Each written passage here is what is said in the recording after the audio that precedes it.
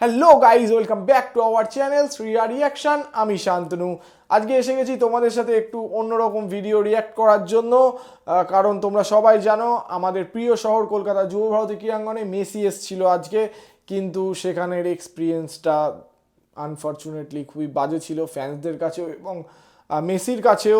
কারণ জায়গাটা পুরো ওভারক্রাউডেড হয়ে যায় এবং কোথাও গিয়ে অর্গানাইজাররা তারা কন্ট্রোল করতে পারেনি ক্রাউড, এবং তার সাথে সাথে খুব বাজে এক্সপিরিয়েন্স নিয়ে ফ্যান্সরা ফেরে, যেখানে প্রচুর একটা মোটা টাকার টিকিট কেটে মানুষরা দেখতে গেছিলো। সত্যি কথা বলতে ফুটবল এবং ফুটবল প্লেয়াররা আমাদের বাঙালিদের কাছে একটু বেশি মানে জনপ্রিয়, কারণ আমরা ফুটবলটাকে একটু মানে অন্য জায়গায় খেলার থেকে অনেকটা ওপর লেভেলে দেখি। আমরা প্রচুর ভালোবাসি ফুটবলটাকে। এক কথায় আমার বাবা বলে ফুটবল আমাদের রক্তে আছে, আমরা মোহনবাগান, আমরা রক্ততে বাঁচি, ফুটবলে বাঁচি। তো এই নিয়ে শুরু করব, ফ্যান্সরা কি বলছে সেটা চলো দেখি, কি বলতে চাইছে, কেমন এক্সপিরিয়েন্স হয়েছে তাদের।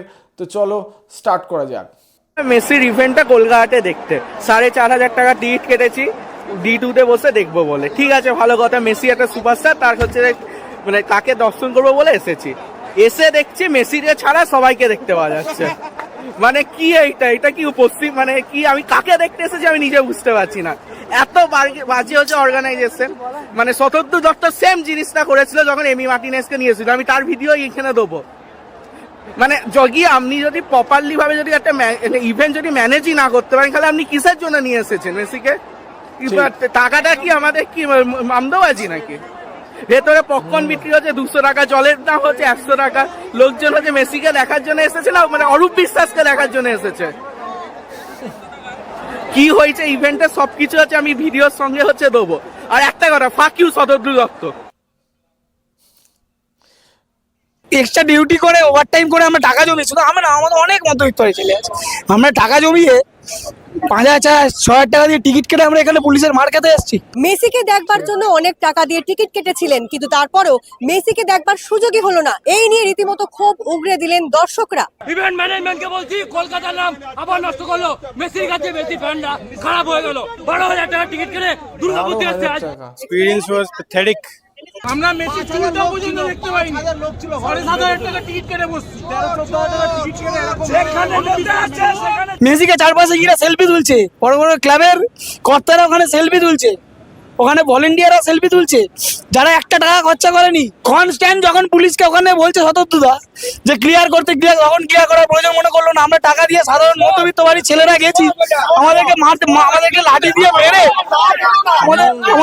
দিয়ে মেরে আমাদেরকে সরানো হচ্ছে। সত্যি আমি যেটা বুঝলাম, এখানে যারা ম্যানেজমেন্ট ছিল তারা ঠিকঠাক ম্যানেজ করতে পারেনি, মিসম্যানেজ হয়েছে এখানে পুরো ইভেন্টটা। এক কথা ইভেন্টটা পুরো ম্যাশ হয়েছে। তার সাথে গিয়ে এখানে কোথাও ওভার ক্রাউডেড হয়ে যায় পুরো ব্যাপারটা আমার মনে হচ্ছে। তো কি বলবো, এটা একটা লজ্জা। আমার নিজেকে লজ্জা লাগছে যে কলকাতায় একটা এত বড় প্লেয়ার আসলো এবং তাকেই মানে সেই ইভেন্টটা অর্গানাইজই করলো এত বাজে, যেখানে পুলিশকে লাঠি চার্জ করতে হলো। এবং লাঠি খেলো কারা?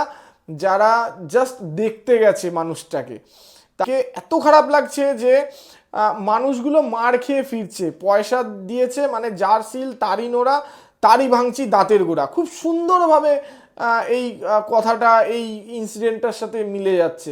তো কিছু বলার নেই, হ্যাঁ, জাস্ট লজ্জা লাগছে। আর যারা মানে ইভেন্টটা অর্গানাইজ করেছে এবং যারা ম্যানেজমেন্টে ছিল তাদেরও লজ্জা থাকার দরকার আছে। আর যদি লজ্জা থেকে থাকে তাহলে এরকমভাবে আর মানুষকে ঠকাবেন না ইন ফিউচারে। হ্যাঁ, এত বাজে আপনারা, আমার বলার ভাষা নেই। সত্যি আমরা ভিডিওগুলো দেখলাম এবং যে পুরো ইনসিডেন্টটা হয়েছে প্রচুর হতাশাজনক। তোমাদের কেমন লাগলো ভিডিওটা অবশ্যই কমেন্ট বক্সে জানাতে ভুলবে না। আর আমার ভিডিও ভালো লাগলে লাইক করে দেবে, শেয়ার করে দেবে এবং আমাদের চ্যানেলটি সাবস্ক্রাইব করে আমাদের পাশে থাকবে, যাতে এমন সুন্দর সুন্দর ভিডিও তোমাদের জন্য নিয়ে আসতে পারি। তো দেখা হচ্ছে নেক্সট ভিডিওতে। Thank you.